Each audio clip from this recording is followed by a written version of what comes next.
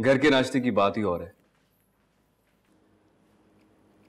नसरीन, मैंने आलम के लिए जो आलू के पराठे बनवाए थे वो तो लेके आओ।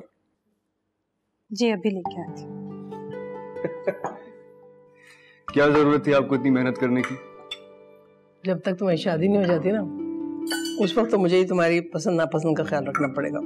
हाँ, जो तुम्हारी शादी हो जाएगी तो फिर तुम्हारी दुल्हन करे तुम्हारी फरमाइश पूरी, है ना भाई?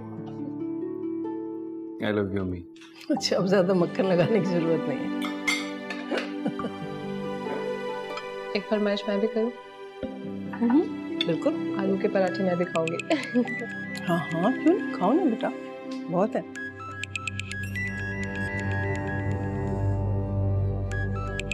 Excuse me। देखो तो सही, खुशबू तो बहुत अच्छी आ रही है।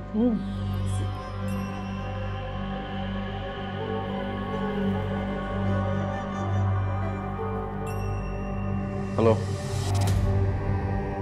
जी, बात कर रहा हूँ। मेरा फोन साइलेंट पे था इसलिए पता नहीं चला। कौन बात कर रहा है?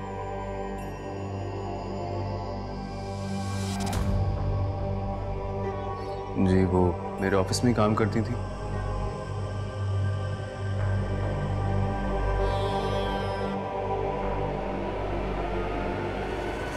What?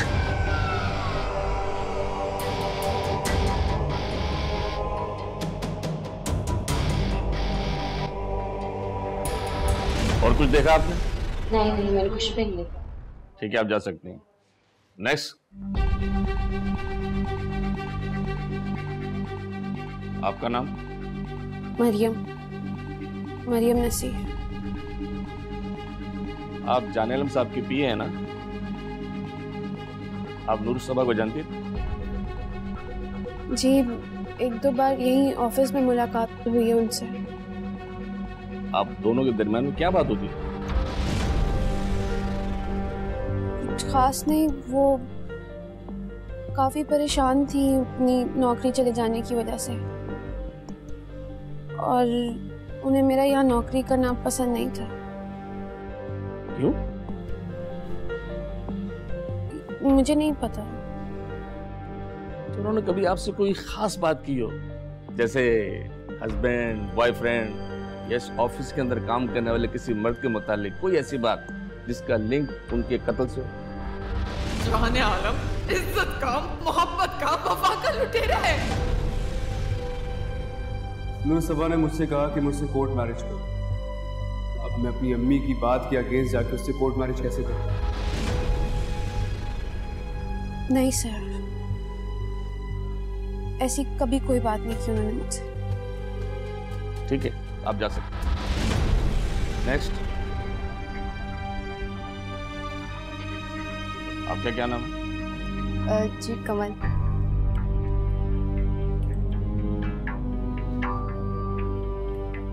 किसका फोन था? परेशान लग रहा है। जी, ऑफिस से फोन था। मुझे कल कराची वापस जाना होगा। कल ही तो तुम आए हो बेटा। जी, बस वो एक बहुत अहम काम आ गया है, मेरा जाना बहुत जरूरी है। ऐसे अचानक ये क्या बात हुई? मैं अशफाक भाई वगैरह को क्या जवाब दूंगी? वो समझ ही नहीं आ रहा मुझे। आप एक बार इसकी रजामंदी जान लें, फिर जो आपको बेहतर लगे तो फाइनल होगा। ये राजी है बेटा, और मैंने तो सोचा था तुम आओगे तो इसकी तकरीब कर लेंगे छोटी सी, लेकिन तुम तो। जी, अभी तो मेरा जाना बहुत जरूरी है। अच्छा, आप रिश्ते के लिए हाँ कर दें अभी। फिर रही बात रस्म की, तो मैं जब नेक्स्ट टाइम आऊंगा तब कर लेंगे। चलो ठीक है।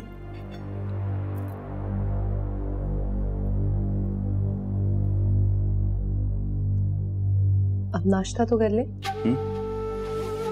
हाँ, नाश्ता।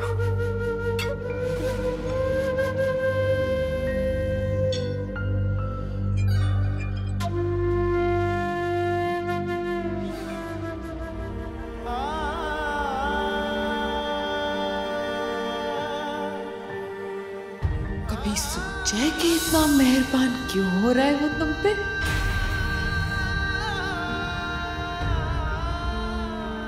मुझ पे भी की थी, बड़ी बड़ी मेहरबानियां,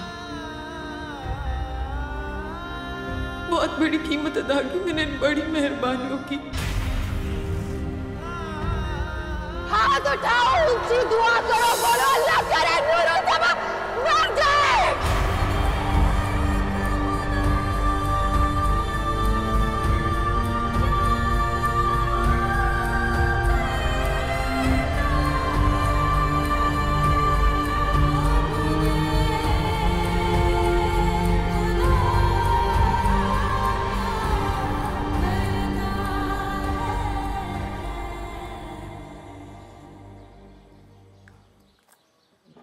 पीले पीले थोड़ा सा।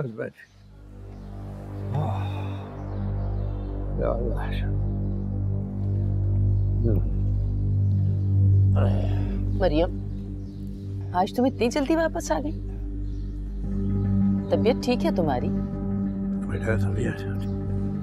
मरियम, मैं तुमसे कुछ पूछ रही हूँ, जवाब दो बेटा। क्या बात है? अरे जवाब दो, क्या हुआ है?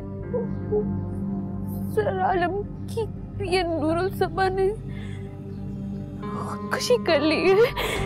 या अल्लाह खैर।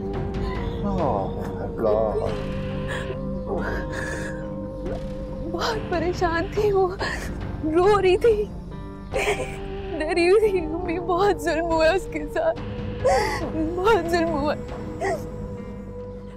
मेरे पास उसकी तस्वीरें भी है, अभी लेकर आई।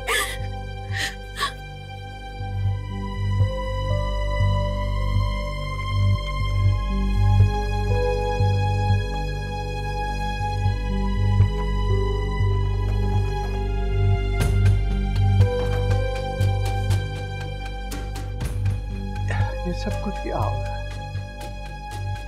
ये देखिए अम्मी, इसके साथ सर आलम ने बहुत गलत किया।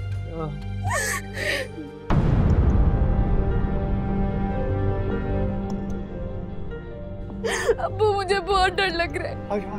अब्बू, अब्बू मुझे बहुत डर लग रहा है। अरे बेटा, नहीं ऐसा क्या? हमने तो उससे बहुत कर्ज ले रखा है। आप परेशान ना हो, हमारी बेटी को कुछ नहीं होगा। अब आप ये देखिए ना, किस बेतकल्लुफी के साथ ये आलम साहब के साथ खड़ी है। मगर मुझे अपनी बेटी पे पूरा भरोसा है, यह अपनी और हमारी इज्जत को कभी इस तरह नहीं जाया करेगी। देखो मरियम, मालिक को हमेशा मालिक समझना, तो तुम समझ गई हो ना। मालिक मेहरबान होकर कभी बीवी नहीं बनाता। गरीब की बेटी जब ये ख्वाब देखती है तो मुसब्बा बन जाती है। नहीं, ऐसा देखो, बिल्ली ने देखकर कबूतर की तरह आँख तो नहीं बंद कर रहे थे। परेशान ना हो, आपकी तबीयत खराब हो जाएगी। एक बात याद रखिएगा, कबूतर के पर होते हैं और हम मजबूर। कबूतर पर रखते हुए भी उड़ नहीं सकता, लेकिन हम गरीब लोग, हमें हमारी गुर्बत के पर काट दिए जाते हैं। तो क्या करूं? क्या करूं? आग में झोंक दूं बेटी को? नहीं नहीं, हम अपनी बेटी को क्यों आग में झोंकेंगे नसीर साहब? बर्बाद वो लड़कियां होती हैं जो बहक जाती हैं, और मुझे अपनी बेटी पे पूरा पूरा भरोसा है। मुझ पे भरोसा रखिए अब्बू, कोई ऐसा काम नहीं करूंगी जिससे हमारी इज्जत को खतरा हो। अब्बू, मैं सिर्फ अपनी नौकरी करती हूँ, सिर्फ मुलाजिम की हैसियत से मैंने उनसे कर्जा लिया जो मैं अपनी तनख्वाह से चुकाऊंगी। अब्बू, बस अब्बू आप ठीक हो जाए, जैसे आप ठीक हो जाएंगे ना, मैं सारा कर्जा उतार के कोई दूसरी नौकरी ढूंढ लूंगी। दूसरी नौकरी ढूंढ ले तो मुझे कुछ नहीं होगा, परेशान नहीं।